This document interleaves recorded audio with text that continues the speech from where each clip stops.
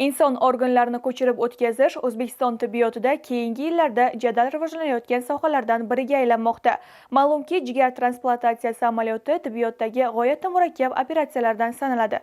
Avvallari faqatgina poytaxtimizda xorijning nufuzli klinikalarda bajariladigan mazkur amaliyot bugun hududlarda ham yo'lga qo'yilmoqda. Samarqand viloyat ko'p tarmoqli tibbiyot markazida 30 dan ortiq bemorlarda aynan shu turdagi murakkab jarrohlik amaliyotlari muvaffaqiyatli bajarilmoqda. Professor Saman Nikakbalyan eronlik, hozirda Erondagi Shiroz transplantatsiya markazining direktori. Faoliyati davomida dunyoning ko'plab mamlakatlarida bo'lib, inson organlarini ko'chirib o'tkazish sohasidagi amaliyotlarda ishtirok etgan. U rahbarlik qilayotgan markazda transplantologiya sohasida o'ziga xos maktab ham yaratilgan. Kuni kecha Saman Nikakbalyan Samarqand viloyat ko'p tarmoqli tibbiyot markazida bo'lib, uning faoliyati bilan tanishdi. Bu yerda bajarilayotgan jarrohlik amaliyotlari haqida ma'lumotlarga ega bo'lib, markazda tashkil etilgan immunogenetika, molekulyar va sitogenetika laboratoriyasini ko'zdan kechirdi. Eronlik mohir jarroh Samarqand viloyat ko'p tarmoqli tibbiyot markazida o'tkazilayotgan navbatdagi jigar transplantatsiyasi amaliyotida ham bevosita ishtirok etdi.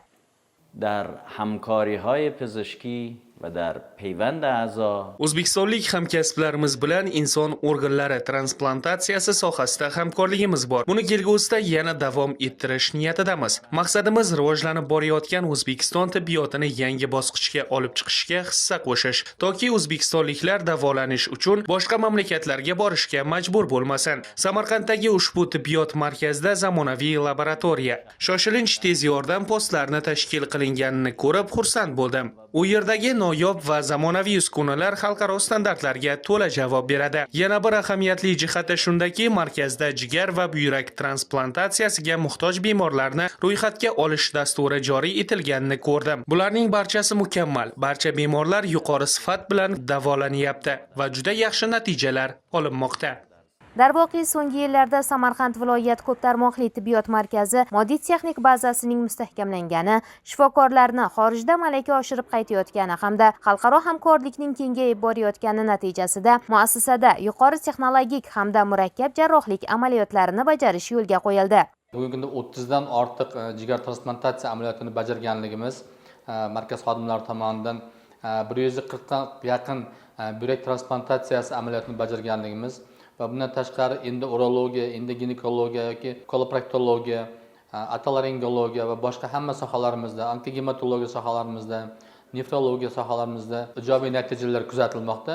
Buning sababi har bir vrachimizning o'z ustida ishlashi va prezidentimizning ochiq, shaffof siyosatidan foydalangan holda chet davlat muassasalariga borib, u yerda davlat tomonidan o'qib, o'rganib kelib, markazimizga, davlatimizga yangi zamonaviy davolash usullarini targ'ib qilishi va buni aholimizda bundan bahramand bo'lish natijasida yuzaga keldi.